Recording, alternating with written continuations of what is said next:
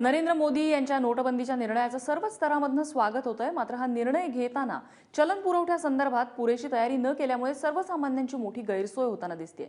असं असलं तरी देशाचं भविष्य बदलणार असेल तर आम्ही हा त्रास सोसायला तयार आहोत, अशा भावनाही देशवासीय व्यक्त करतायत। आज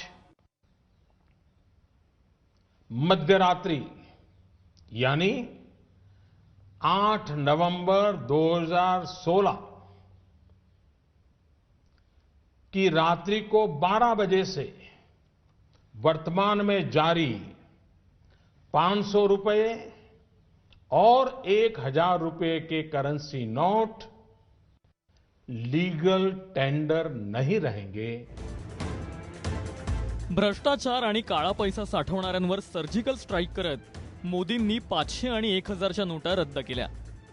मात्र या निर्णयापूर्वी पुरेशी पूर्वतयारी न केल्यामुळे सर्वसामान्यांची तारांबळ उडाली आहे।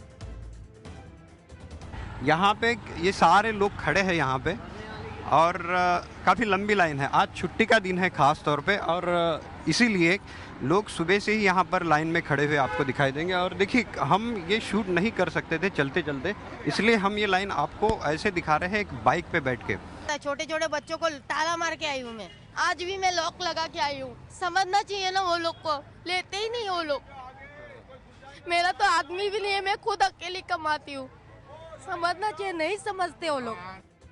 500 आणि 1000च्या नोटा रातोरात रद्द झाल्यामुळे मुंबईच्या अंधेरीमध्ये राहणाऱ्या राजश्री अडचणीत सापडल्यात।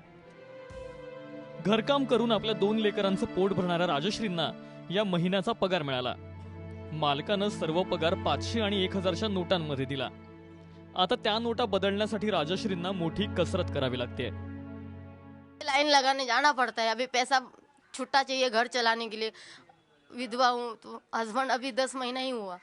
मेरे पिताजी भी ऑफ हो गए, 3 दिन बाद हस्बैंड ऑफ हो गए। ये देखो फोटो भी है उसका। तो राजश्रीचे 80 वर्षांचे सासरे कोर्ट स्टॅम्प फी विकून तिला थोडीफार आर्थिक मदत करतात। मात्र त्यांची पण तब्येत ठीक नसल्यामुळे ते घरीच असतात।